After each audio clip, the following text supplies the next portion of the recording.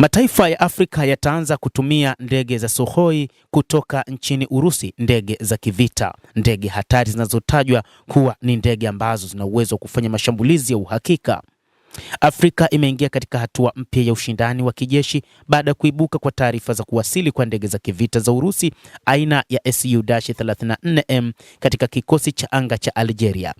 Hatua hiyo imezua mjadala mpana kuhusu iwapo bara hilo linaingia kwenye awamu mpya ya mbio za silaha, huku mataifa kadhaa yakiendelea kuwekeza katika teknolojia za kisasa za kivita. Wachambuzi wa masuala ya ulinzi wanasema ujio wa ndege hizo hauwezi kuangaliwa kwa mtazamo wa nchi moja pekee, bali kama sehemu ya mabadiliko ya kimkakati yanayoendelea Afrika Kaskazini na bara zima. Hii ni kutokana na ukweli kwamba mataifa mengine pia yanaimarisha vikosi vyao vya anga na mifumo ya makombora, hali inayoongeza ushindani wa kijeshi katika eneo hilo. Kwa sasa ndege za Sukhoi zinaonekana kuwa moja ya alama mpya ya ushawishi wa kijeshi wa Urusi barani Afrika, hasa katika nchi zinazotegemea zaidi silaha zake za anga.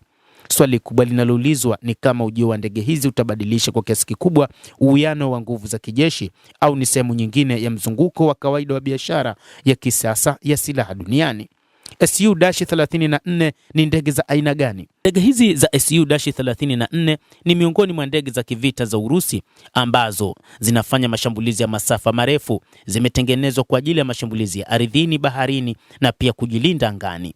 Ndege hii hutengenezwa na kampuni ya Sukhoi chini ya shirika la serikali la UAC, United Aircraft Corporation nchini Urusi. Ingawa msingi wake wa Urusi, Su-34M imekuwa sehemu ya mpango mkubwa wa usafirishaji wa silaha za Urusi kwa washirika wake wa kijeshi. Hata hivyo, bado matumizi yake makubwa yako ndani ya jeshi la anga la Urusi, ambapo imekuwa ikitumika katika operesheni mbalimbali za kijeshi katika miaka ya hivi karibuni. Kuhusu Afrika, Algeria inaonekana kuwa miongoni mwa nchi chache za kwanza barani humo kupokea au kuhusishwa moja kwa moja na ndege hizi za kisasa. Hii inaifanya kuwa tukio la kipekee, kwani nchi nyingi za Afrika bado zinategemea zaidi ndege za vizazi vya zamani au mifumo ya magharibi na Urusi ya awali kama MiG na Su-30. Kwa ujumla, upatikanaji wa Su-34M unaashiria hatua ya juu ya ushirikiano wa kijeshi kati ya Urusi na baadhi ya mataifa ya Afrika, lakini bado ni mwelekeo wa bara zima kwa sasa. Lakini swali jingine ambalo linahojiwa sasa ni kwamba Su-34 ina uwezo gani wa kijeshi? Su-34M imeundwa kwa ajili ya operesheni za mashambulizi ya mbali dhidi ya maeneo ya kimkakati, ikiwa na uwezo wa kubeba mzigo mkubwa wa silaha, ikiwa mabomu ya kawaida na pamoja na makombora masafa marefu.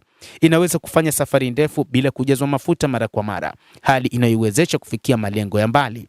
Ndege hii pia ina mifumo ya kisasa ya rada na vita vya kielektroniki inaiwezesha kukwepa au kupunguza ufanisi wa mifumo ya ulinzi ya adui. Aidha, ina uwezo wa kufanya operesheni katika mazingira magumu na hali ya hewa, jambo linaloipa unyumbufu mkubwa wa kijeshi.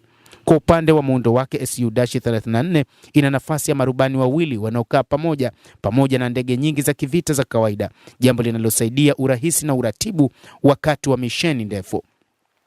Hii pia inafanya iwe bora zaidi katika operesheni za muda mrefu za mashambulizi ya kimkakati. Kwa ujumla, uwezo wake unaifanya kuwa moja ya ndege za mashambulizi zenye nguvu zaidi katika daraja lake, hasa inapounganishwa na mifumo ya kisasa ya Urusi ya ulinzi na mawasiliano ya kijeshi. Su-34M zinaweza kubadilisha mizani ya nguvu ya kijeshi Afrika. Ujio huu wa ndege za Su-34 barani Afrika unaongeza mjadala kuhusu kasi ya mbio za silaha, hasa Afrika ya Kaskazini, ambako mataifa kama vile Morocco, Algeria na Misri yamekuwa yakiongeza uwekezaji mkubwa wa kijeshi.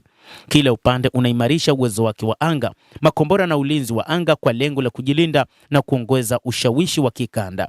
Kwa sasa mataifa kama vile Misri hutumia ndege za F-16 Rafale na MiG-29, wakati Morocco imewekeza katika F-16 zilizoboreshwa na ina uhusiano wa karibu na wa kijeshi wa Marekani na Israel. Hii inaonyesha kwamba Afrika ya Kaskazini tayari ipo katika mgawanyiko wa teknolojia za kijeshi za nchi za Magharibi pamoja na Urusi. Ikilinganishwa na Su-34M, ndege nyingi za Afrika bado zipo katika daraja la ndege za kizazi cha 4, huku Su-34 ikiwa ni ndege iliyoboreshwa zaidi na ya kisasa.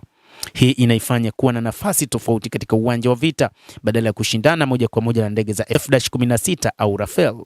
Hata hivyo, wachambuzi wachache wanasema kuongezeka kwa uwezo huu wa kijeshi kunaweza kuongeza tahadhari na mashindano ya silaha katika eneo hili la Afrika, lakini si lazima kubadili mizani ya nguvu kwa haraka. Badala yake inaweza kuimarisha zaidi hali ya usawa wa hofu, ambapo kila upande unaongeza uwezo wake bila kuvunja kabisa usawa wa mizani iliyopo.